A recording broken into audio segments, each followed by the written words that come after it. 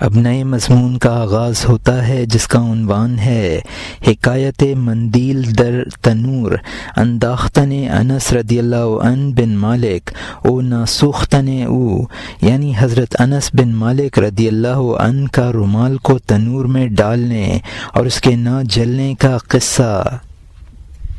یہاں مترجم نے حاشیے میں لکھا ہے کہ اس واقعہ سے یہ بتانا مقصود ہے کہ انبیاء اولیاء کے حکم سے آگ پانی کا کام کر دیتی ہے۔ اور یہاں حاشیہ ختم ہوتا ہے۔ انس رضی اللہ عنہ مالک کے بیٹے کی بات منقول ہے کہ ایک شخص ان کا مہمان بنا۔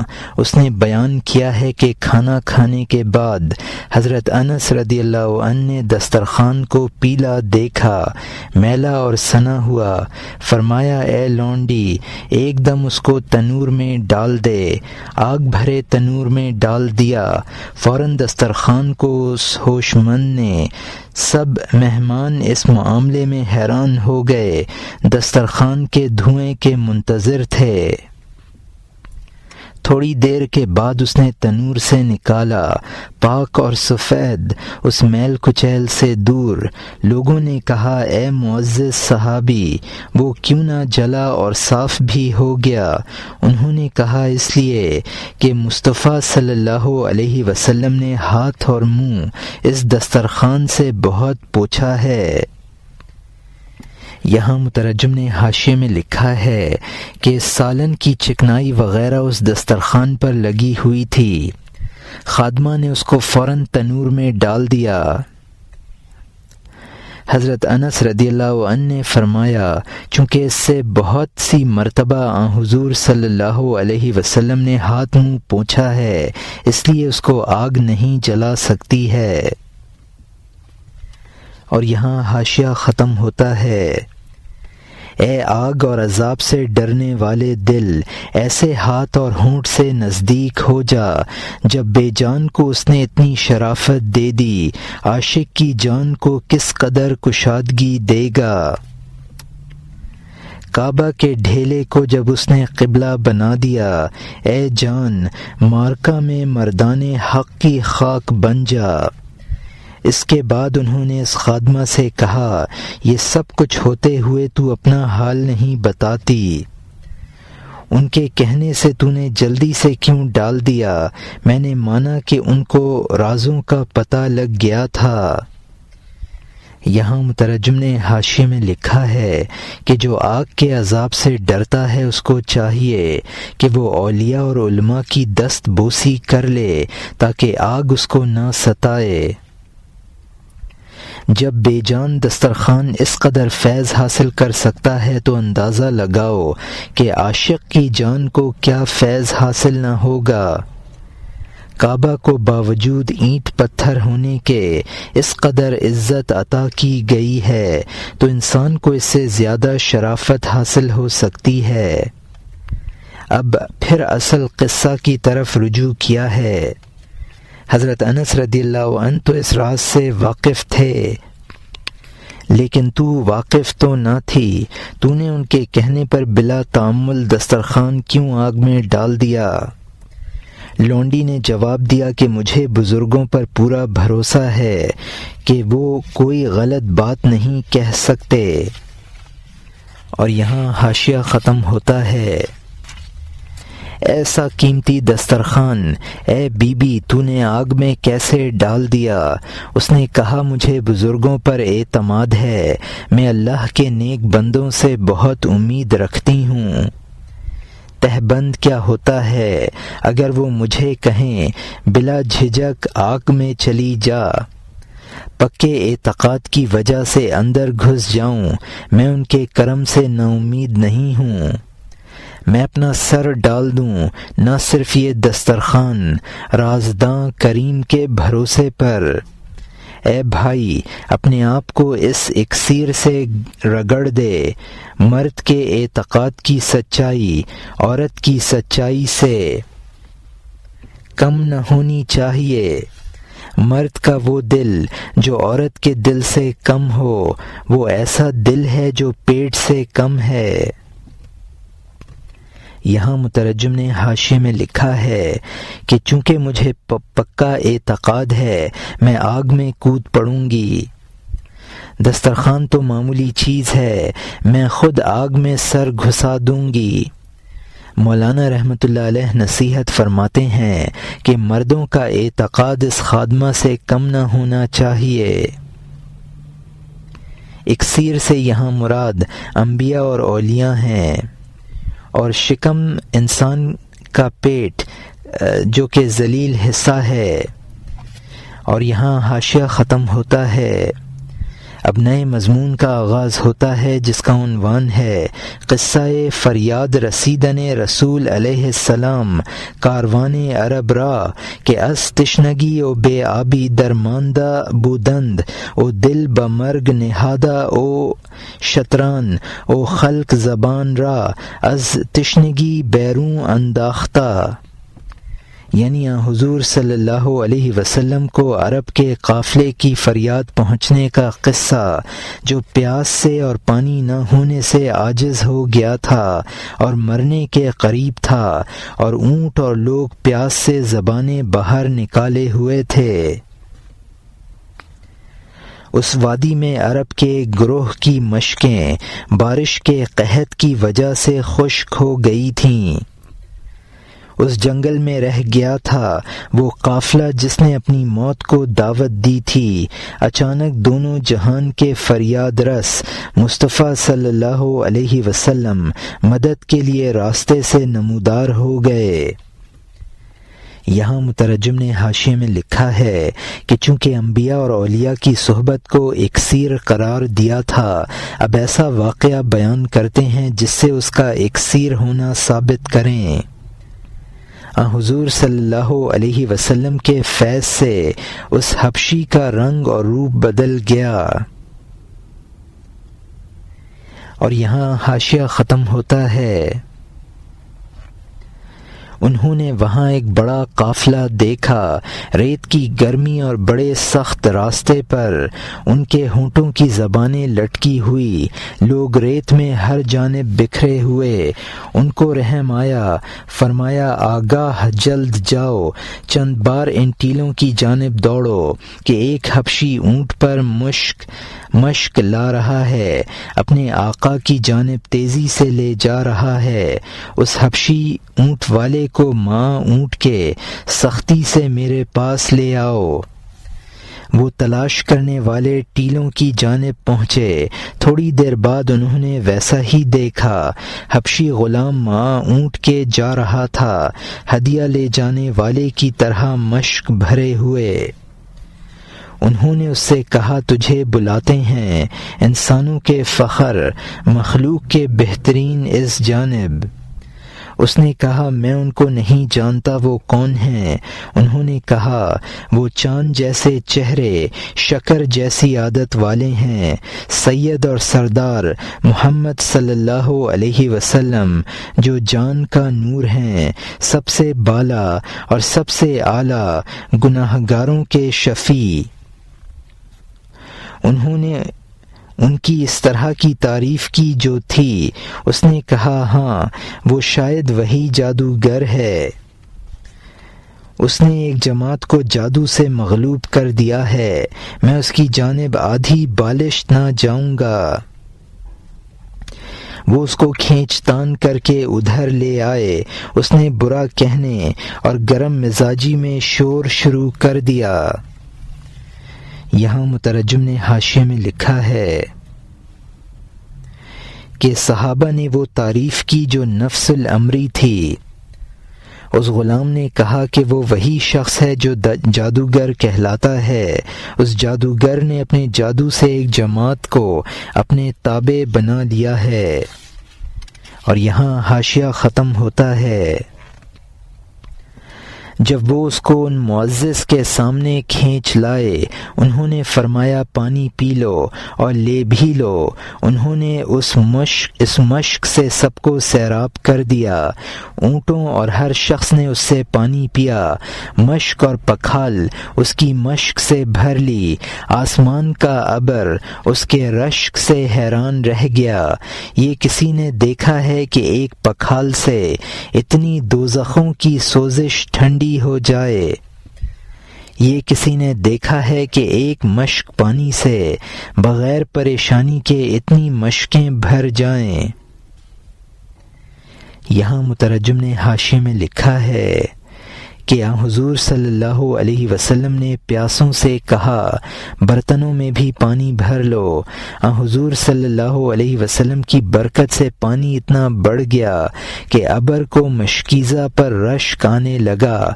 رشک کی وجہ یہ تھی کہ واقعہ غیر معمولی تھا۔ اور یہاں حاشیہ ختم ہوتا ہے۔ مشک آڑ تھی اور اللہ کے فضل کی موج اس اللہ تعالی کے حکم سے اصل سمندر سے پہنچ رہی تھی۔ پانی اس کے جوش سے ہوا بن جاتا ہے، ہوا آگ سے پانی بن جاتی ہے، بلکہ بغیر اسباب کے اور ان حکمتوں کے علاوہ اللہ کی ایجاد نے عدم سے پانی پیدا کر دیا۔ چونکہ تو نے بچپن سے اسباب پر نظر رکھی ہے، تو نادانی سے سبب سے چمٹ گیا ہے۔ یہاں مترجم نے حاشیے میں لکھا ہے کہ دراصل یہ پانی مشک کا نہ تھا، مشک تو ایک آڑ اور پردہ تھی۔ اصل پانی غیبی چشمہ سے آ رہا تھا اور اس کی قدرت کا مظاہرہ ہو رہا تھا۔ اس کی قدرت کا یہ حال ہے کہ پانی کو ہوا میں اور ہوا کو پانی میں تبدیل کرتی رہتی ہے۔ اس کی قدرت تو بغیر اسباب کے اشیاء کو عدم سے وجود میں لے آتی ہے۔ چونکہ انسان بچپن سے اشیاء کے وجود کو اسباب سے متعلق کرتا ہے، اس لیے مشک کو آڑ اور سبب بنا دیا گیا۔ اور یہاں حاشیہ ختم ہوتا ہے۔ تو اسباب کی وجہ سے سبب پیدا کرنے والے سے غافل ہے، اس وجہ سے تو ان آڑوں کی طرف مائل ہے۔ جب اسباب فنا ہو جاتے ہیں تو سر پیٹتا ہے، اے ہمارے رب، اے ہمارے رب، بہت کرتا ہے۔ اللہ تعالی فرما دیتا ہے سبب کی طرف جا، تعجب ہے تو نے میری کاریگری کو کیسے یاد کیا۔ بندہ کہتا ہے اس کے بعد صرف تجھ پر نظر رکھوں گا، سبب اور اس فریب کی جانب نظر نہ کروں گا۔ یہاں مترجم نے حاشیے میں لکھا ہے چونکہ ہم مسبب الاسباب یعنی ذات خداوندی سے غافل ہیں، اس لیے اسباب کی طرف مائل ہوتے ہیں۔ جب سب اسباب منقطع ہو جاتے ہیں تب انسان خدا کی طرف متوجہ ہوتا ہے اور اس کو پکارتا ہے۔ جب اسباب سے مایوس ہو کر خدا کی طرف رجوع کرتا ہے تو اللہ فرماتا ہے کہ تعجب ہے اب کیوں میری طرف متوجہ ہو رہا ہے۔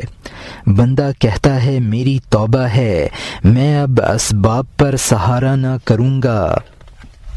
اور یہاں حاشیہ ختم ہوتا ہے۔ اللہ تعالیٰ اس سے فرمائے گا رد العادو تیرا کام ہے، اے وہ کہ تو توبہ اور عہد میں کمزور ہے، لیکن میں اس کا خیال نہیں کرتا، رحمت کرتا ہوں۔ میری رحمت وسیع ہے، میں رحمت سے کام لیتا ہوں، میں تیرے برے عہد کو نہیں دیکھتا، بخشش کرتا ہوں کرم کی وجہ سے جب کہ تو مجھے پکارتا ہے۔ میری طرف سے سراسر احسان اور وفا ہے، تیری جانب سے بد عہدی اور کوتاہی اور خطا ہے۔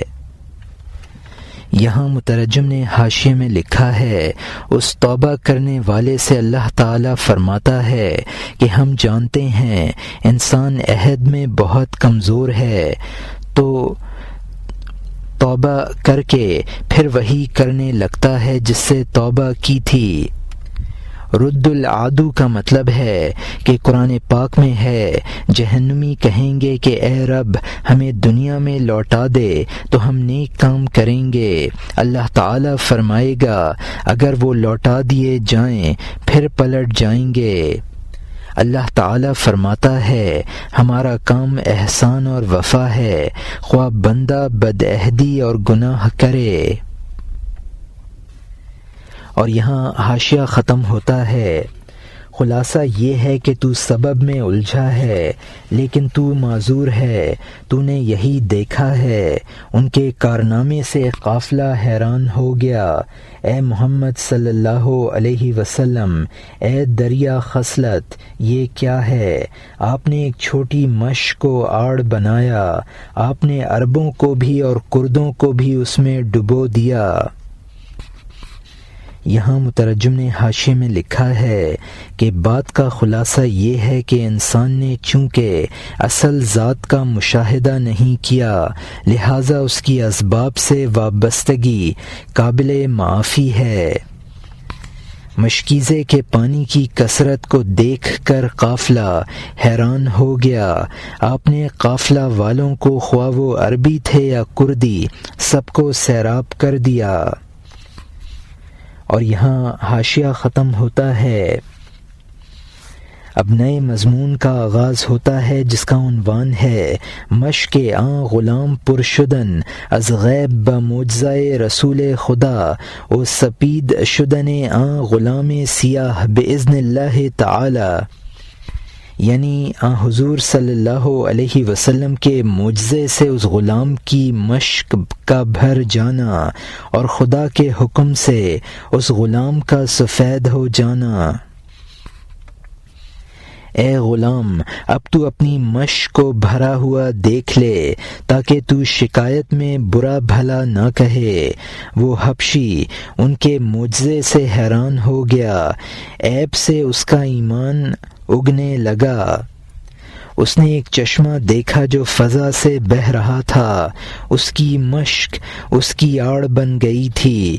اس نے اس نظر سے پردوں کو چاک کر دیا یہاں تک کہ اس نے غیبی چشمہ کا جاری پانی دیکھ لیا۔ یہاں مترجم نے حاشیے میں لکھا ہے کہ سب کو سیراب کرنے کے بعد حضور صلی اللہ علیہ وسلم نے غلام سے کہا، اللہ تعالیٰ نے اس کے دل میں ایمانی کیفیت پیدا فرما دی، اب اس کی باطنی آنکھیں روشن ہو گئی تھیں۔ اس حبشی کی نظر کے سامنے اسباب کی کوئی حقیقت باقی نہ رہی تھی۔ اور یہاں حاشیہ ختم ہوتا ہے۔ اس وقت وہ غلام آنکھوں میں آنسو بھر لایا، اس سے ٹھکانہ اور آقا فراموش ہو گیا، اس کے ہاتھ پاؤں راستہ چلنے سے درماندہ ہو گئے۔ خدا نے اس کی حالت میں ہلچل پیدا کر دی۔ حضور صلی اللہ علیہ وسلم نے پھر اس کو مصلحتاً کھینچا کہ اے طالب فیض، ہوش میں آ جا اور واپس جا، یہ حیرت کا وقت نہیں ہے، حیرت پیش آنے والی ہے، اب ہوشیاری اور چستی سے راہ ہدایت پر آ جا۔ یہاں مترجم نے حاشیے میں لکھا ہے کہ اس غلام کی آنکھوں میں آنسو آ گئے اور اس کو آقا اور گھر فراموش ہو گیا، چونکہ مقام تحیر میں پہنچ گیا تھا۔ حضور صلی اللہ علیہ وسلم اس کو مقام حیرت سے مقام صحو میں لائے۔ اور یہاں حاشیہ ختم ہوتا ہے۔ اس مصطفیٰ کے ہاتھ اپنے چہرے پر رکھے، بہت سے عاشقانہ بوسے دیے۔ مصطفیٰ صلی اللہ علیہ وسلم نے بابرکت ہاتھ اس کے چہرے پر اس وقت ملے اور اس کو بابرکت بنا دیا۔ وہ زنگی حبشی کی اولاد سفید ہو گیا 14ویں کے چاند کی طرح، اور اس کی رات روشن دن بن گئی۔ حسن اور ناز و انداز میں یوسف علیہ السلام بن گیا۔ انہوں نے اس سے فرمایا، اب گاؤں چلے جا، حال بیان کر دے۔ یہاں مترجم نے حاشیے میں لکھا ہے، اس نے حضور صلی اللہ علیہ وسلم کا دست مبارک پکڑ کر اپنے چہرے پر ملا اور دست بوسی کی۔ اس کا رنگ جو رات کی طرح سیاہ تھا دن کی طرح منور ہو گیا۔ اور یہاں حاشیہ ختم ہوتا ہے، وہ اندھا دھن اور مست روانہ ہو گیا، چلنے میں ہاتھ پاؤں میں امتیاز نہ کرتا تھا۔ وہ 2 بھری مشکوں کے ساتھ دوڑتا ہوا آیا قافلے کی جانب سے آقا کی جانب۔ آقا راستے پر منتظر بیٹھا تھا، کیونکہ اس کا غلام تاخیر سے آیا تھا نہ کہ جلدی سے۔ یہاں مترجم نے حاشیے میں لکھا ہے، وہ خوشی کی مستی میں اس طرح روانہ ہوا کہ اس کو اپنے تن من کی خبر نہ تھی۔ اور یہاں حاشیہ ختم ہوتا ہے۔ اب نئے مضمون کا آغاز ہوتا ہے جس کا عنوان ہے دیدن خواجہ غلام خود را سفید رو او ناشتن کہ اوست او با غلام گفتن کہ تو غلام میرا کشتہ خوں او تیرا کرفتہ او خدا تیرا بدست من انداخت۔ یعنی آقا کا اپنے غلام کو سفید چہرے والا دیکھنا اور نہ پہچاننا کہ وہ وہی ہے، اور غلام سے کہنا کہ تو نے میرے غلام کو قتل کیا ہے اور اس کے خون نے تجھے گرفتار کیا ہے اور اللہ تعالی نے تجھے میرے ہاتھ میں ڈال دیا ہے۔ آقا نے اس کو دور سے دیکھا اور حیران رہ گیا۔ حیرانی سے اس گاؤں والوں کو بلایا، یہ ہماری پکھال اور ہمارا ہی اونٹ ہے، تو کالے چہرے والا غلام کہاں گیا؟ وہ ایک 14ویں کا چاند جو دور سے آ رہا ہے، اس کے چہرے کا نور دن کے نور پر پڑ رہا ہے۔ ہمارا غلام کہاں ہے؟ شاید آوارہ ہو گیا ہے یا اس کو بھیڑیا ملا اور مارا گیا، یا شاید اس بدذات نے اس کو قتل کیا اور تقدیر سے اس کو اونٹ یہاں لے آیا۔ جب وہ سامنے آیا تو اس سے کہا تو کون ہے؟ تو یمن سے پیدا ہوا ہے یا ترک ہے؟ میرے غلام کا تو نے کیا کیا؟ سچ بتا، اگر تو نے قتل کیا ہے صاف کہہ دے، ہیلا نہ ڈھونڈ۔ اس نے کہا اگر میں نے قتل کیا ہے تو میں تیرے پاس کیوں آیا ہوں؟ اپنے پاؤں سے خود اس خون کے معاملے میں کیوں حاضر ہو گیا ہوں؟ اس نے کہا نہیں، تیری بات مجھے درست نہیں لگتی، سچ کہنا چاہیے، یہ تیرا مکر بیکار ہے۔ میرا غلام کہاں ہے؟ اس نے کہا یہ میں ہوں، اللہ کی مہربانی کے ہاتھ نے مجھے منور کر دیا ہے، میں نے صدر کا دیدار کیا ہے اور میں بدر بن گیا ہوں، مرتبہ اور بزرگی والا بن گیا ہوں۔ خبردار، کیا کہتا ہے؟ میرا غلام کہاں ہے؟ خبردار، تو سوائے سچی بات کے میرے ہاتھ سے نہیں بچ سکتا۔ اس نے کہا اس غلام کے ساتھ تیرے راز میں سب ایک ایک پورے بیان کیے دیتا ہوں۔ اور یہاں حاشیے میں لکھا ہے کہ اس کے چہرے کا نور دن کی روشنی پر غالب آ رہا ہے۔ شاید اس نے اس غلام کو مار ڈالا ہے اور تقدیر خداوندی سے اس کو اونٹ یہاں لے آیا ہے۔ ترکی اور یمنی لوگ گورے رنگ کے ہوتے ہیں، قتل کر کے خود آنا تو اپنا خون کرانا ہے۔ اس غلام نے کہا اگر وہ تمام راز کی باتیں تجھے سنا دوں جو کہ میرے خریدنے کے بعد سے تیرے اور میرے درمیان ہوئیں تو تجھ کو یقین آ جائے گا کہ میں تیرا وہی غلام ہوں۔ اور یہاں حاشیہ ختم ہوتا ہے۔ جب سے تو نے مجھے خریدا ہے اب تک کا قصہ دہرائے دیتا ہوں تاکہ تو جان لے کہ میں وجود میں وہی ہوں، اگرچہ میری سیاہی سے صبح نمودار ہو گئی ہے، رنگت بدل گئی ہے، لیکن پاک جان عناصر اربعہ اور رنگت سے خالی ہے۔ جسم کو پہچاننے والے جلد ہمیں گم کر دیتے ہیں، پانی پینے والے مشک اور مٹکے کو چھوڑ دیتے ہیں، روح کو پہچاننے والے گنتی سے بے نیاز ہیں، وہ بے مثال اور لامحدود دریا میں غرق ہیں۔ یہاں مترجم نے حاشیے میں لکھا ہے کہ میرا رنگ گورا ہو گیا، رنگت بدل جانے سے روح اور جان میں کوئی تغیر نہیں ہوتا، روح رنگ وغیرہ سے مبرہ ہے۔ اب مولانا رحمۃ اللہ علیہ نے یہ مضمون شروع فرما دیا کہ جس طرح اس غلام کے آقا کی نظر محض جسم و رنگ پر تھی اس لیے وہ اس کو نہیں پہچان رہا تھا، اسی طرح جو ظاہر بین اور جسم شناس ہیں وہ اولیاء کو نہیں پہچانتے، جن کو پیاس ہوتی ہے وہ مٹکے اور مشک پر نظر نہیں کرتا، جو جان کو پہچانتے ہیں وہ تعدد اور تشخص سے بے نیاز ہوتے ہیں، وہ دریائے وحدت میں ڈوبے ہوئے ہوتے ہیں۔ روح کی پہچان روح کے ذریعے ہوتی، لہٰذا اپنی روح کے ذریعے اولیاء کو شناخت کرو، ان کو اپنا دوست سمجھو اور اس آقا کی طرح نہ بنو جس نے اپنے غلام کو گمان سے غیر سمجھا، اپنی روح کو اولیاء کی روح کا غیر نہ سمجھو، دونوں روحوں میں وحدت ہے، محض ان کے قرارگاہ کی وجہ سے بظاہر اختلاف ہے، جیسا کہ حقیقت ملکیہ اور حقیقت عقل ایک ہے، دونوں کو جداگانہ صورتیں عطا کر دینے میں کچھ حکمتیں ہیں۔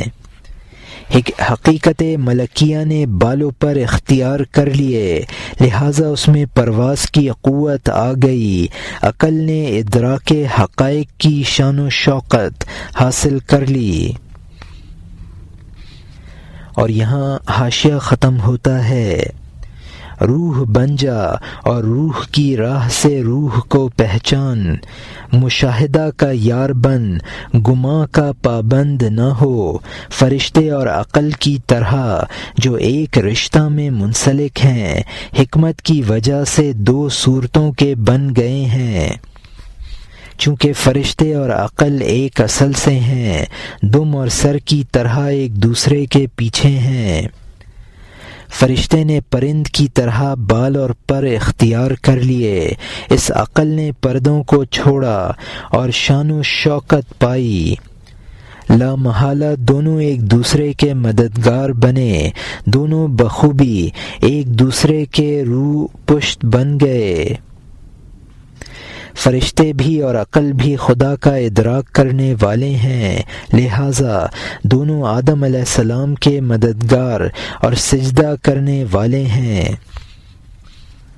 یہاں مترجم نے حاشیے میں لکھا ہے، چونکہ فرشتے اور عقل میں حقیقی وحدت ہے، لہٰذا ایک دوسرے کے مددگار ہیں، ایک دوسرے کا مددگار ہے، اور ان دونوں میں اسی طرح کا اتحاد ہے جیسا کہ ایک چیز کی روح اور پشت میں اتحاد ہوتا ہے۔ اسی اتحاد کی وجہ سے دونوں اللہ تعالی کو پہچاننے میں متحد ہیں اور دونوں آدم علیہ السلام کے لیے مددگار اور سجدہ کنا بن گئے۔ اور یہاں حاشیہ ختم ہوتا ہے، نفس اور شیطان شروع سے ایک تھے، آدم علیہ السلام کے دشمن اور حاسد تھے، جس نے آدم کو محض جسم سمجھا وہ بدک گیا، جس نے امانت رکھا ہوا نور دیکھا وہ جھک گیا، وہ دونوں آنکھیں اس سے روشن ہو گئیں، ان دونوں کی آنکھوں نے مٹی کے سوا کچھ نہ دیکھا۔ اب یہ بیان برف پر گدھے کی طرح رہ گیا، چونکہ یہودی کو انجیل نہیں سنائی جا سکتی، شیعہ سے حضرت عمر رضی اللہ عنہ کی بات کب کہی جا سکتی ہے؟ بہرے کے آگے سارنگی کہاں بجائی جا سکتی ہے؟ لیکن اگر گاؤں کے گوشے میں ایک شخص بھی ہے جو میں نے ہائے اور ہو کی وہ بہت ہے، شرح کے لائق کے لیے پتھر اور ڈھیلا اچھی طرح تشریح کرنے والا گویا بن جاتا ہے۔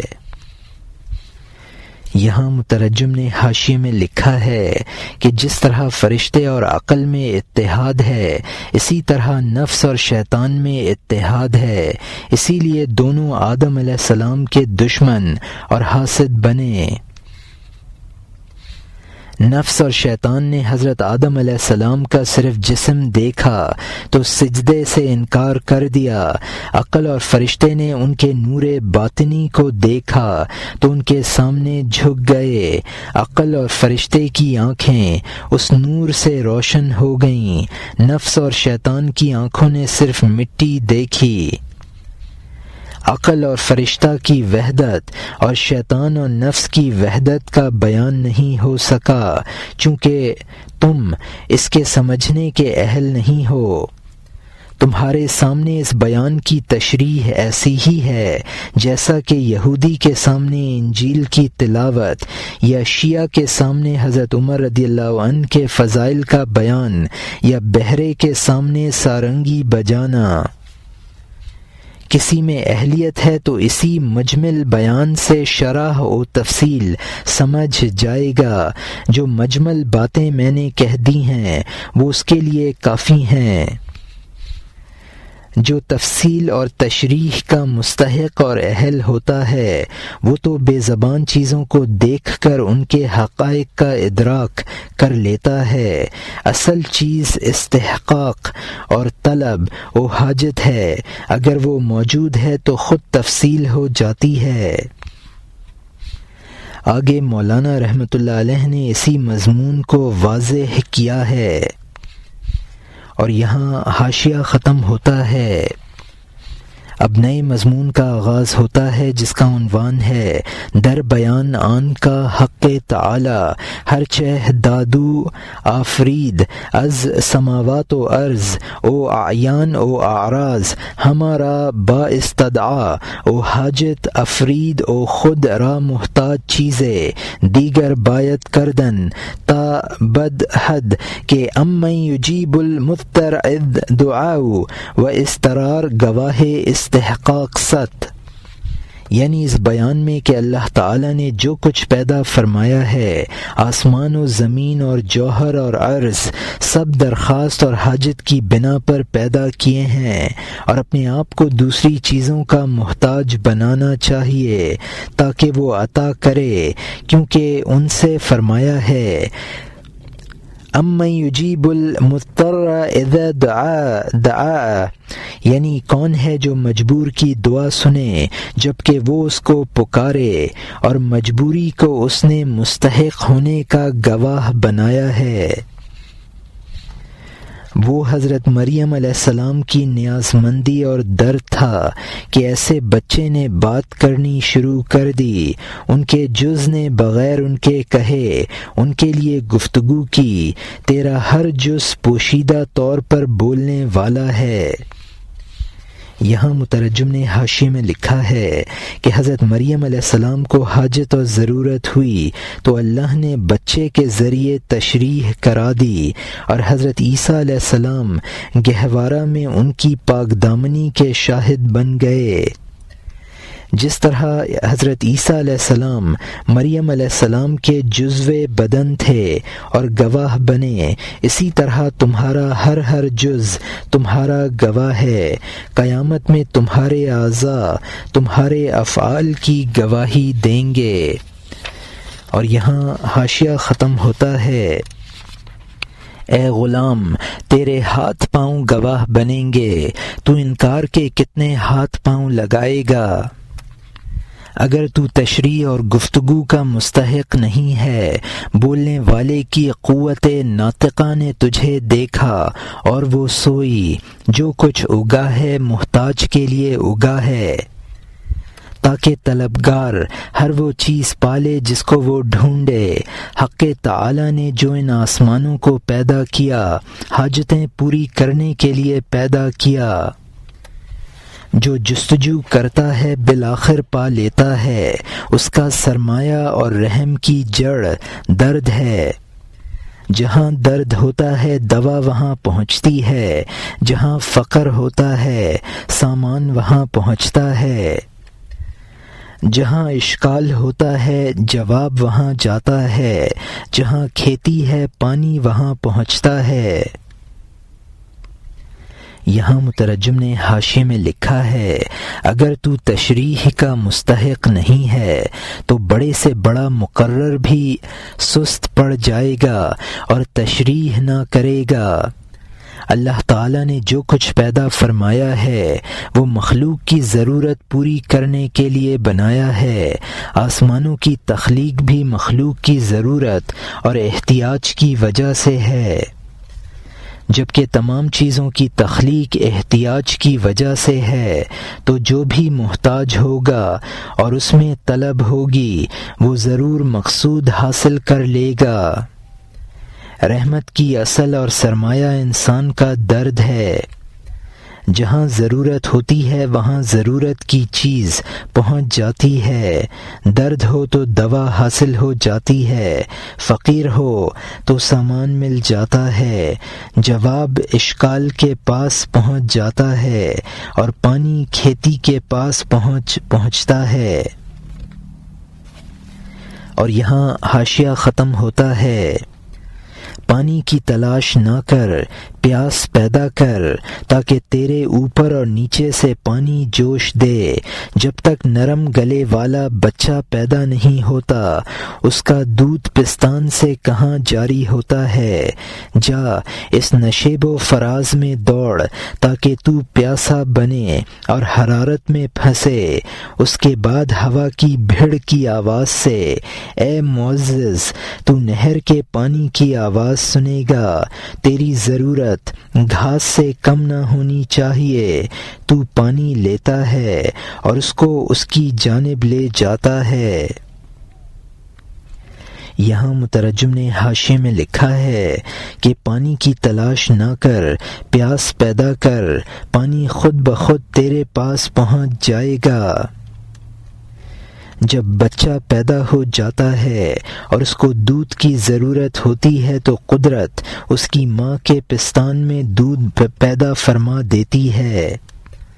تو بھی بھاگ دوڑ کر پیاس اور بدن میں گرمی پیدا کر۔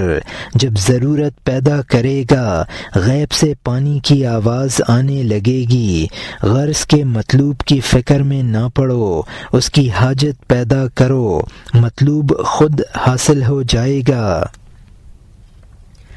گھاس کو جب پانی کی ضرورت ہوتی ہے انسان خود اس تک پانی پہنچاتا ہے۔ اسی طرح تم حاجت پیدا کر لو، خود قدرت مطلوب کو تم تک پہنچا دے گی۔ اور یہاں حاشیہ ختم ہوتا ہے، تو پانی کا کان پکڑتا ہے اور اس کو تو کھینچتا ہے خشک کھیتی کی جانب تاکہ وہ تازگی حاصل کرے، جان کی کھیتی کے لیے جس میں جواہر چھپے ہوئے ہیں۔ رحمت کا بادل کوثر کے پانی سے بھرا ہوا ہے تاکہ ان کے رب نے سیراب کیا، میں سقاہم ربہم کی بشارت آئے۔ پیاسا بن، اللہ اعلم بالصواب، یعنی اللہ زیادہ بہتر جانتا ہے۔ یہاں مترجم نے حاشیے میں لکھا ہے کہ روحوں کی کھیتی کے لیے ابر رحمت کوثر کا پانی لیے ہوئے موجود ہے۔ تم ضرورت پیدا کرو تو سقاہم ربہم یا کا پیغام تمہارے پاس آ جائے گا۔ سقاہم ربہم کا مطلب ہے کہ قرآن پاک میں ہے وَسَقَاهُمْ رَبُّهُمْ شَرَابًا طَهُورًا، اور پلائی ان کو ان کے خدا نے پاک شراب۔ اور یہاں حاشیہ ختم ہوتا ہے، اب نئے مضمون کا آغاز ہوتا ہے جس کا عنوان ہے آمدن زن کافرہ با طفل شیر خوارہ نزد رسول خدا صلی اللہ علیہ وسلم او ناطق شدن عیسیٰ علیہ السلام او با معجزہ رسول خدا صلی اللہ علیہ وسلم۔ ایک کافر عورت کا دودھ پیتے بچے کو لے کر حضور صلی اللہ علیہ وسلم کے پاس آنا اور اس کا حضرت عیسیٰ علیہ السلام کی طرح رسول خدا صلی اللہ علیہ وسلم کے معجزے سے بولنا۔ اسی گاؤں سے ایک عورت کافروں میں سے امتحان کے لیے پیغمبر صلی اللہ علیہ وسلم کی طرف دوڑی۔ اوڑھنی اوڑھ کر پیغمبر صلی اللہ علیہ وسلم کے سامنے آئی۔ 2 مہینے کا بچہ عورت کی گود میں تھا۔ گفت کودک سلم اللہ علیک یا رسول اللہ قد جئنا الیک۔ بچے نے کہا آپ پر اللہ کا سلام ہو، اے اللہ کے رسول ہم آپ کے پاس آئے ہیں۔ اس کی ماں غصے سے بولی خبردار چپ، یہ شہادت کس نے تیرے کان میں ڈال دی؟ اے ننھے بچے یہ تجھے کس نے سکھایا کہ تیری زبان بچپن میں تیز بن گئی؟ اس نے کہا اللہ تعالی نے سکھایا۔ پھر جبرائیل علیہ السلام نے، میں بیان کرنے میں جبرائیل علیہ السلام کا ہم زبان ہوں۔ اس نے کہا وہ کہاں ہے؟ کہا کہ تیرے سر پر، تو نہیں دیکھ رہی ہے، اپنی نگاہ اوپر کر۔ تیرے سر پر جبرائیل علیہ السلام کھڑے ہیں، وہ میرے لیے سینکڑوں طریقے سے رہنما بن گئے ہیں۔ یہاں مترجم نے حاشیے میں لکھا ہے کہ وہ غلام جس کا پانی حضور صلی اللہ علیہ وسلم نے لیا تھا، جب اپنے گاؤں میں پہنچا اور حضور صلی اللہ علیہ وسلم کی باتیں اور معجزے کا اس نے ذکر کیا تو ایک عورت حضور صلی اللہ علیہ وسلم کے پاس آئی۔ اب اس کا قصہ بیان کیا جا رہا ہے۔ وہ بچہ حضور صلی اللہ علیہ وسلم کے معجزے سے بول پڑا اور اس نے حضور صلی اللہ علیہ وسلم کو سلام کیا اور حضور صلی اللہ علیہ وسلم کو اللہ کا رسول کہہ کر پکارا۔ حضور صلی اللہ علیہ وسلم کے بارے میں اللہ کا رسول ہونے کی گواہی کو شہادت کہا ہے۔ اس عورت نے اپنے بچے سے کہا یہ بات تجھے کس نے سکھائی کہ تو حضور صلی اللہ علیہ وسلم کی رسالت کی گواہی دے رہا ہے؟ اور یہاں حاشیہ ختم ہوتا ہے۔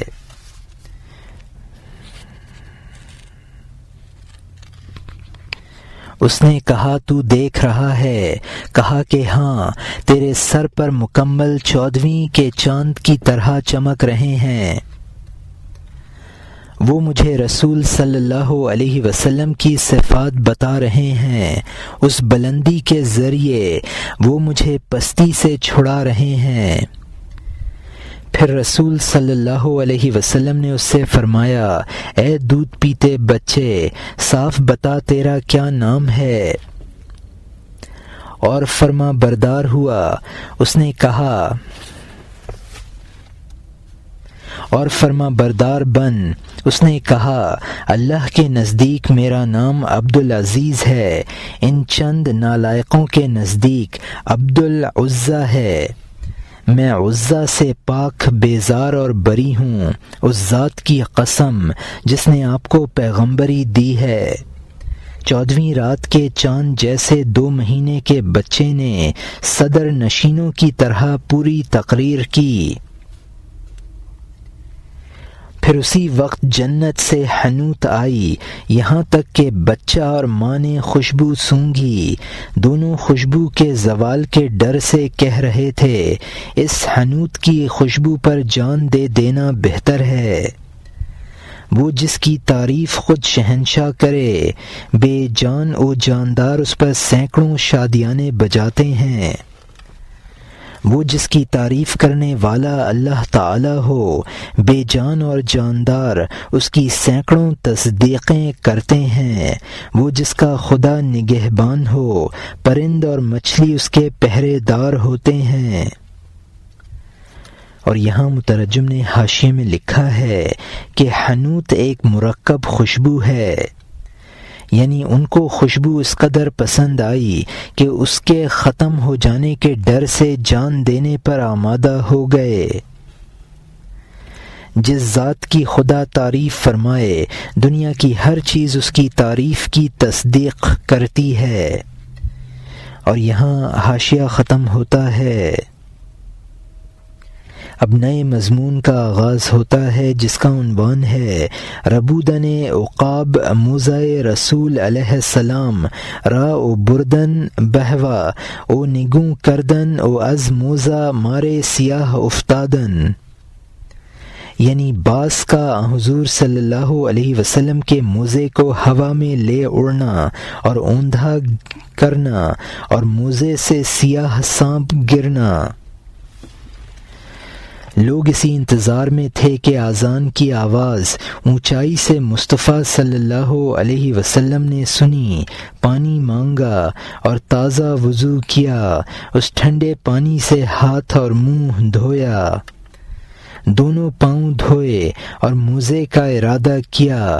ایک موزہ لے اڑنے والا موزہ لے اڑا، اس خوش خطاب نے موزے کی جانب ہاتھ کیا، باز ان کی ہاتھ سے موزہ اچک لے گیا، وہ موزے کو ہوا کی طرح فضا میں لے اڑا، پھر اس نے اس کو اوندھا کیا اور اس میں سے سانپ گرا، موزے سے ایک کالا سانپ گرا۔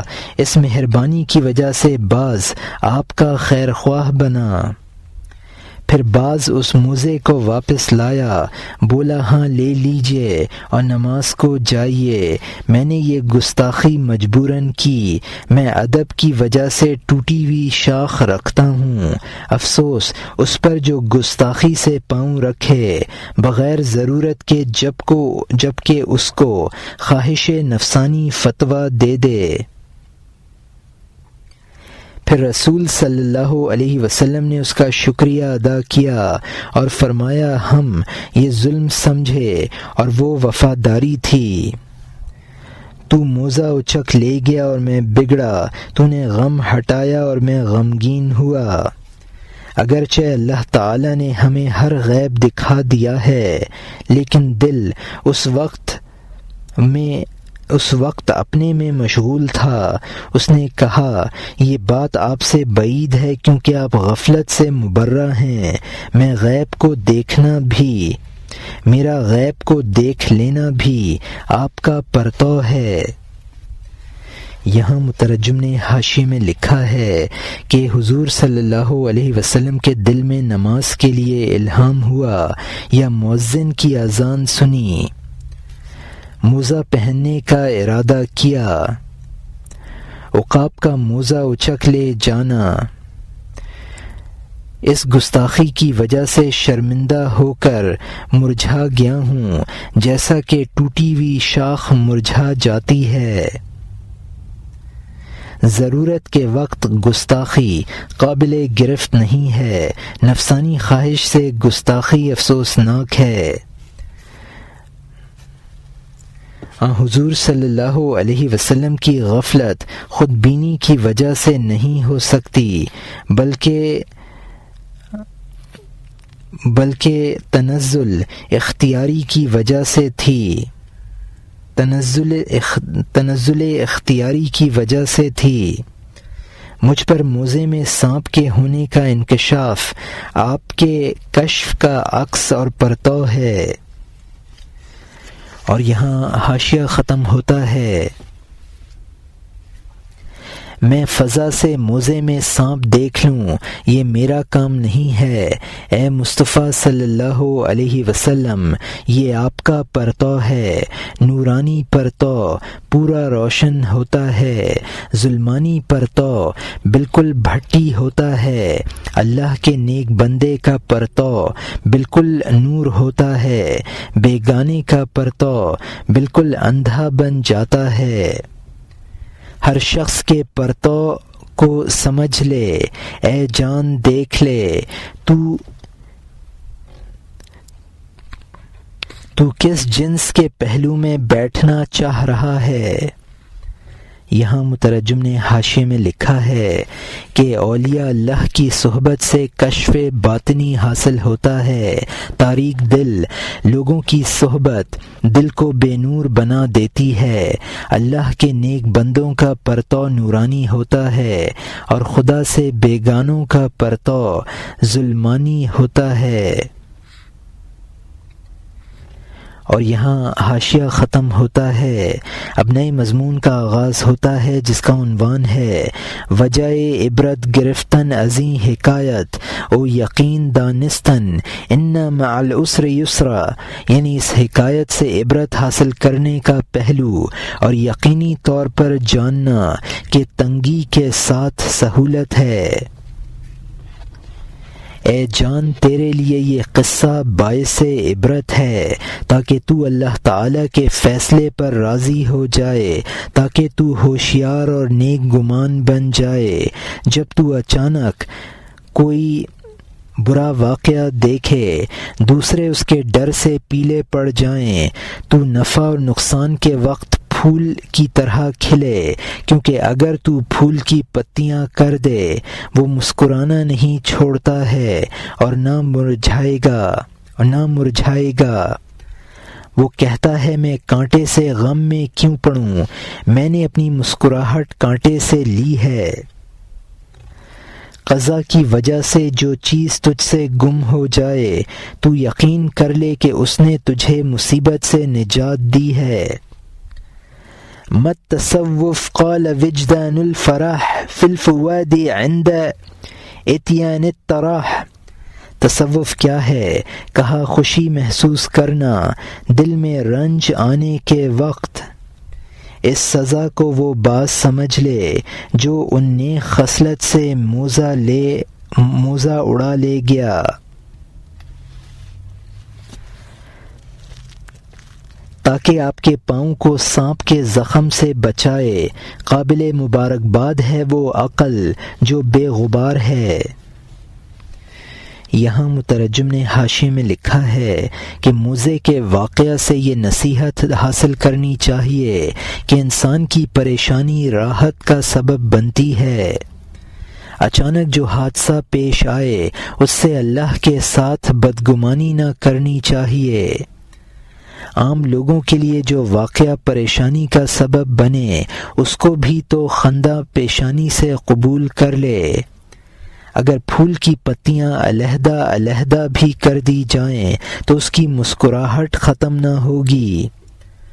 پھول یہی سمجھتا ہے کہ میری ہر چیز عدم سے وجود میں آئی ہے، لہٰذا کسی جز کے عدم کی طرف لوٹنے سے ناخوشی مناسب نہیں ہے۔ کسی چیز کے فوت ہو جانے کو کسی مصیبت سے نجات کا سبب سمجھو۔ تصوف کی حقیقت یہی ہے کہ انسان اس بات کا عادی ہو جائے۔ اور یہاں حاشیہ ختم ہوتا ہے۔ گفت لا تاسوا علی ما فاتکم ان آت السرحان و اردو شاتکم، فرمایا جو تم سے جاتا رہے اس پر غم نہ کرو، اگر بھیڑیا آ جائے اور تمہاری بکری ہلاک کر دے۔ فرمایا جو چیز فوت ہو جائے اس پر غمگین نہ بن، کیونکہ اگر پرانی جاتی رہی ہے نئی پھر آ جائے گی۔ اگر تجھ پر مصیبت آئے غم نہ کر، اگر تو نقصان دیکھے اس کا غم نہ کھا، کیونکہ وہ مصیبت بڑی مصیبتوں کے لیے دافع ہے اور وہ نقصان بڑے نقصانوں کو مانے ہے۔ اے عزیز، بال کا فوت ہونا جان کی حفاظت ہے۔ اے عزیز، جب مال جمع ہو جاتا ہے، اے عزیز جب مال جمع ہو جاتا ہے وبال جان ہو جاتا ہے۔ یہاں مترجم نے حاشیے میں لکھا ہے یعنی وہ عقل قابل مبارکباد ہے جو قضا پر راضی ہو اور اس پر شکوک و شبہات کا غبار بالکل نہ رہے۔ قرآن میں فرمایا گیا ہے کسی فوت شدہ چیز پر غم نہ کرو۔ انسان کی ایک مصیبت بہت سی بڑی مصیبتوں سے نجات کا سبب بنتی ہے۔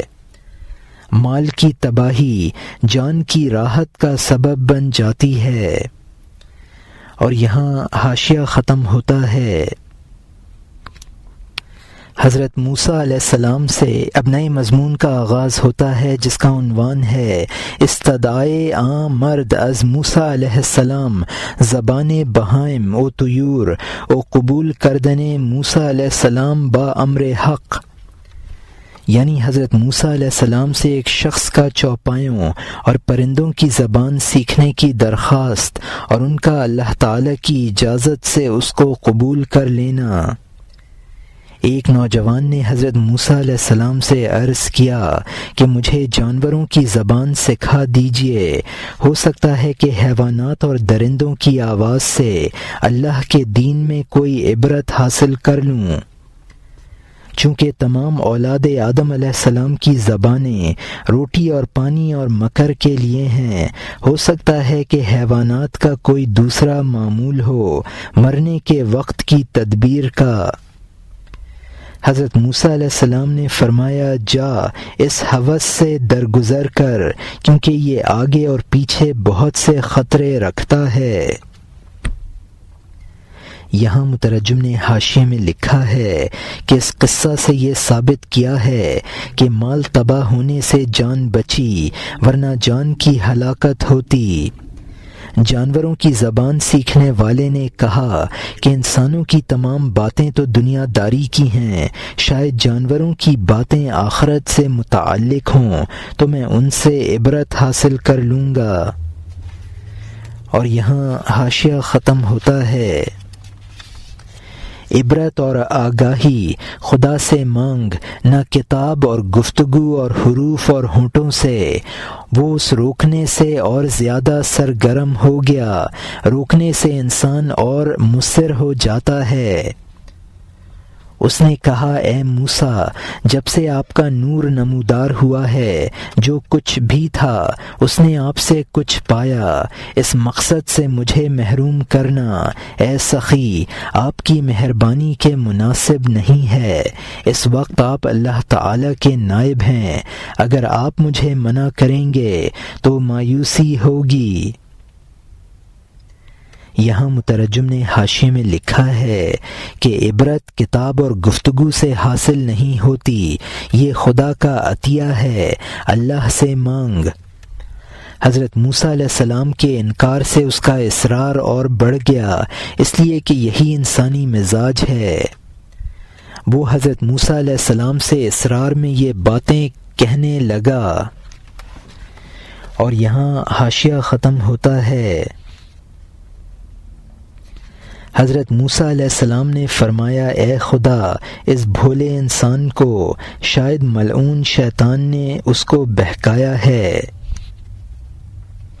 اگر میں سکھا دوں وہ اس کے لیے نقصان دہ ہوگا، اگر نہیں سکھاتا ہوں تو اس کا دل برا ہوگا۔ اللہ تعالی نے فرمایا اے موسیٰ اس کو سکھا دے کیونکہ ہم نے کرم سے ہرگز دعا رد نہیں کی ہے۔ موسیٰ علیہ السلام نے فرمایا اے خدا وہ شرمندہ ہوگا، ہاتھ چبائے گا، کپڑے پھاڑے گا۔ قدرت ہر ایک کے لیے مناسب نہیں ہے، عاجزی پرہیزگار کے لیے بہت اچھا سرمایہ ہے، اسی لیے فقر ہمیشہ فخر ہے۔ ناز سا ہاتھ پر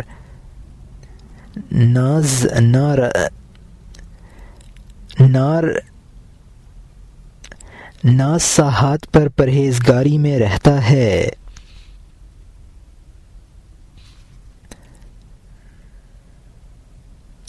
اس لیے مالداری اور مالدار مردود ہوا ہے کہ قدرت کے وقت بہت سے صبر رخصت ہو جاتے ہیں۔ آدمی کے لیے عجز اور فقر باعث امن ہے، حرص اور غموں سے بھرے نفس کی مصیبت سے۔ یہاں مترجم نے حاشیے میں لکھا ہے، اس کے اصرار سے عاجز آ کر حضرت موسیٰ علیہ السلام اللہ تعالیٰ کی طرف متوجہ ہو کر عرض کرنے لگے۔ اللہ تعالیٰ نے فرمایا اس کو سکھا دو۔ حضرت موسیٰ علیہ السلام نے عرض کیا کہ اگر اس کو سکھا دوں گا تو وہ اس کے نتائج سے شرمندہ ہوگا اور افسوس کرے گا۔ با اختیار اور با قدرت ہونا ہر شخص کے لیے بہتر نہیں ہوتا ہے۔ قدرت کا نہ ہونا انسان کو پرہیزگار بناتا ہے۔ فقر میں انسان کو بہت سے گناہوں پر قدرت نہیں ہوتی، اسی لیے وہ باعث فخر ہے۔ مالدار اپنی مالداری کے ذریعے بہت سے گناہوں میں ملوث ہو جاتا ہے، اسی لیے مردود ہو جاتا ہے۔ اور یہاں حاشیہ ختم ہوتا ہے۔ بیکار آرزوؤں سے غم پیدا ہوتا ہے جن کی اس شیطان کے قیدی نے عادت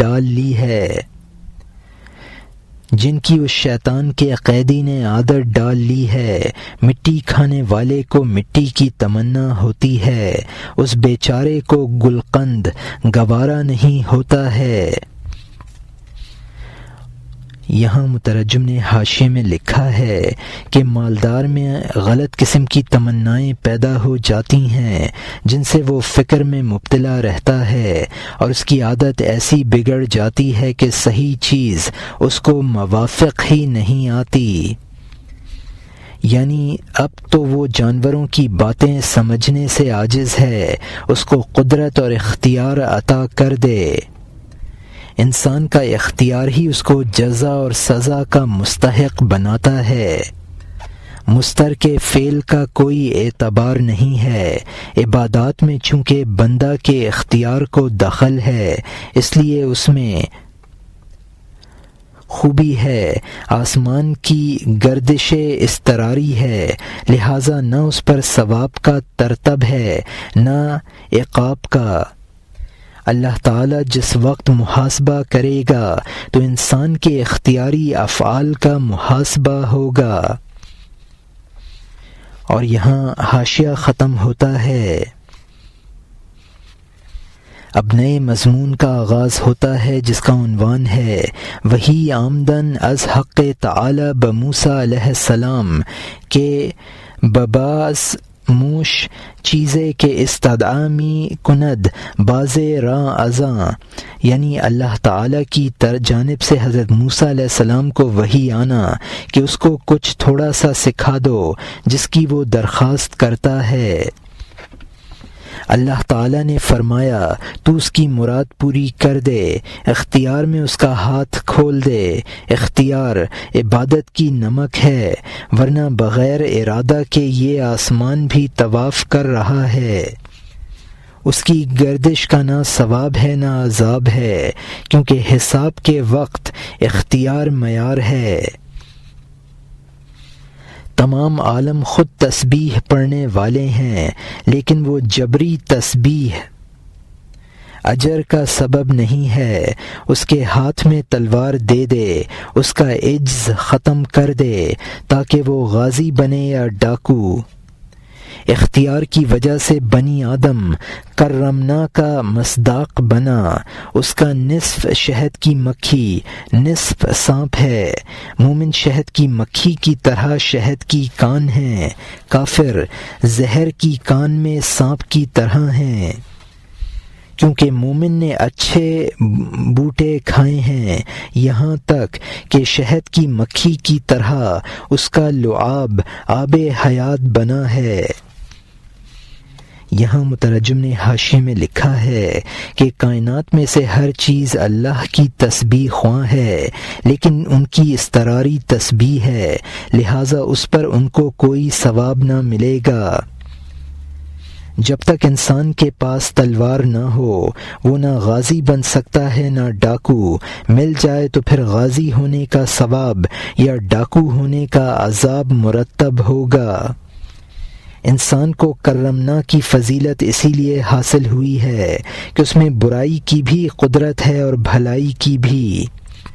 کرمنا کا مطلب ہے کہ قرآن پاک میں مذکور ہے کہ ہم نے بنی آدم کو عزت بخشی۔ نیک عمل کرنے والے دوسروں کے لیے بھی راحت کا سبب ہیں اور کافر دوسروں کے لیے بھی مصیبت ہیں۔ اور یہاں حاشیہ ختم ہوتا ہے۔ پھر کافر نے پیپ کا شربت پیا، اس کی غذا سے بھی اس میں زہر پیدا ہو گیا۔ خدا کے الہام والے آب حیات کا چشمہ ہیں، خواہش نفسانی کے طمع والے موت کا زہر ہیں۔ دنیا میں یہ تعریف اور شاباش اور واہ واہ اختیار اور مروت اور آگاہی کی وجہ سے ہے۔ تمام اوباش جب قید خانے میں جائیں گے متقی اور پرہیزگار اور اللہ کو پکارنے والے بن جائیں گے، چونکہ قدرت جاتی رہی، عمل کھوٹا ہو گیا۔ خبردار موت سرمایہ کو نہ چھین لے، آگاہ نفع کا سرمایہ تیری قدرت ہے۔ قدرت کے وقت کی نگہداشت کر اور دیکھ لے۔ یہاں مترجم نے حاشیے میں لکھا ہے کہ دنیا میں جس قدر تعریفیں ہیں وہ انسان کے اختیاری افعال پر ہیں۔ دوزخ میں جا کر دوزخی عبادت کریں گے، لیکن وہ ان کی اضطراری عبادت ہوگی جو غیر معتبر ہے۔ انسان کو اس وقت کی قدر کرنی چاہیے جس میں اس کو اختیار حاصل ہے، وہی اس کے نفع کا سرمایہ ہے۔ جب قدرت باقی نہ رہے گی اس وقت کی نیکی بیکار ہے۔ اور یہاں حاشیہ ختم ہوتا ہے۔ انسان کرمنا کے گھوڑے پر سوار ہے، اس کی عقل کے ہاتھ میں اختیار کی باگ ہے۔ حضرت موسیٰ علیہ السلام نے محبت سے پھر اسے نصیحت کی کہ تیری مراد چہرہ پیلا کر دے گی، اس جنون کو چھوڑ اور اللہ تعالی سے ڈر۔ شیطان نے مکر کے لیے تجھے سبق پڑھایا ہے، خبردار اپنا درد سر نہ مول لے، کیونکہ یہ تیری مراد سینکڑوں مشقتوں میں ڈال دے گی۔ یہاں مترجم نے حاشیے میں لکھا ہے کہ اگر تو جانوروں کی بولی جان گیا تو شرمندہ ہوگا، جانوروں کی بولی جاننا تیرے لیے درد سر بنے گا۔ پہلے وہ مصر تھا کہ سب جانوروں کی بولی جان جائے، اب اس پر راضی ہو گیا کہ صرف اپنے گھر کے مرغ اور کتے کی بولی جان لے۔ اور یہاں حاشیہ ختم ہوتا ہے۔ اب نئے مضمون کا آغاز ہوتا ہے جس کا عنوان ہے قانے شدن عام مرد طالب بتعلیم زبان مرغ خانگی او سگ او اجابت کردن موسیٰ علیہ السلام او را، یعنی اس طالب انسان کا گھریلو مرغ اور کتے کی زبان سیکھنے پر قانے ہو جانا اور حضرت موسیٰ علیہ السلام کا اس کو مان جانا۔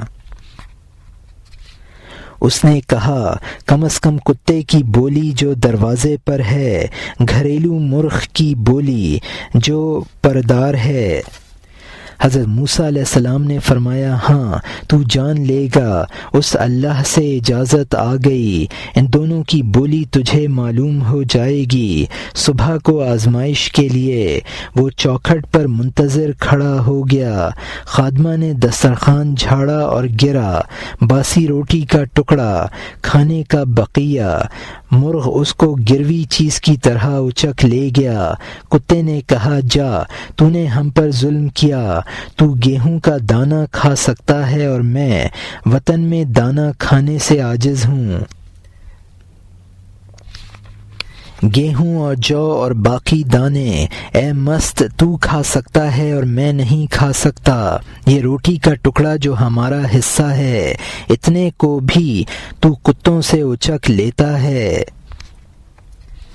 یہاں مترجم نے حاشیے میں لکھا ہے کہ حضرت موسیٰ علیہ السلام نے فرمایا کہ اللہ کی جانب سے مجھے اس کے سکھانے کی اجازت آ گئی ہے، تو اب جان جائے گا۔ اس آزمائش کے لیے بولی سمجھنے لگا ہے یا نہیں؟ اور یہاں حاشیہ ختم ہوتا ہے۔ اب نئے مضمون کا آغاز ہوتا ہے جس کا عنوان ہے جواب خروس سگ را، یعنی مرغ کا کتے کو جواب۔ پھر مرغ نے اس سے کہا چپ ہو جا، غم نہ کر، کیونکہ اللہ تعالیٰ اس سے بہتر دوسرا بدلہ دے گا۔ اس آقا کا گھوڑا مر جائے گا، کل کو پیٹ بھر کر کھانا، غم نہ کر۔ گھوڑے کا مرنا کتوں کی عید ہوتی ہے، بغیر محنت اور کمائی کے بہت خوراک ہوتی ہے۔ مرد نے جب سنا، گھوڑا فروخت کر دیا۔ وہ بیچارہ مرغ کتے کے آگے شرمندہ ہوا۔ دوسرے دن بھی اسی طرح سے روٹی لے اڑا۔ وہ مرغ اور کتے نے اس پر لب کشائی کی۔ یہاں مترجم نے حاشیے میں لکھا ہے کہ کتے نے کہا کہ تو نے مجھ پر ظلم کیا، یہ روٹی میرا حصہ تھی، تو دانہ اچک لے سکتا ہے، میں صرف روٹی کھا سکتا ہوں۔ جنگل میں کتا ہر چیز کھانے پر مجبور ہو جاتا ہے۔ مرغ کی پیش گوئی کے مطابق کتے کو مردہ گھوڑا کھانے کو نہ ملا تو مرغ شرمندہ ہوا۔ اور یہاں حاشیہ ختم ہوتا ہے کہ اے مرغ مکار، اس قدر جھوٹ، تو ظالم ہے اور تو جھوٹا ہے اور بے اعتبار ہے۔ وہ گھوڑا جس کے بارے میں تو نے کہا تھا کہ وہ مرے گا کہاں ہے؟ تو اندھا نجومی ہے، سچائی سے محروم ہے۔ اس باخبر مرغ نے اس سے کہا کہ اس کا گھوڑا دوسری جگہ مر گیا ہے۔ گھوڑے کو فروخت کر دیا اور نقصان سے بچ گیا۔ اس نے وہ نقصان دوسروں پر ڈال دیا، لیکن کل کو اس کا خچر مرے گا، وہ صرف کتوں کے لیے نعمت ہوگا۔ اس لالچی نے فوراً خچر بیچ ڈالا۔ اس وقت بھی وہ رنج اور نقصان سے نجات پا گیا۔ تیسرے دن کتے نے اس مرغ سے کہا، اے نقارے اور گھنٹے کے ساتھ جھوٹوں کے سردار، تو نہ چلنے والا جھوٹ کب تک بولے گا؟ اے نااہل، تو چھاچھ ہے، تو چھاچھ ہے، چھاچھ چھاچھ۔ کہا اس نے خچر جلدی سے بیچ دیا، لیکن کل کو اس کا غلام بیمار پڑے گا۔ جب اس کا غلام مرے گا، روٹیاں کتوں اور مانگنے والوں پر اس کے رشتہ دار بہا دیں گے۔ یہ سنا اور اس نے اس غلام کو بیچ ڈالا، نقصان سے بچ گیا اور چہرے کو روشن کر دیا۔ شکریہ ادا کرتا تھا اور خوشیاں کہ میں زمانے میں 3 حادثوں سے بچ گیا۔ جب سے میں نے مرغ اور کتے کی بولی سیکھ لی ہے، بری قضا کی آنکھ سی دی ہے۔ یہاں مترجم نے حاشیے میں لکھا ہے کہ ستاروں کی باتیں کرنے والا نجومی اگر اندھا ہو تو وہ ستاروں کی رفتار نہیں دیکھ سکتا، اس لیے اس کی پیش گوئیاں غلط ہوں گی۔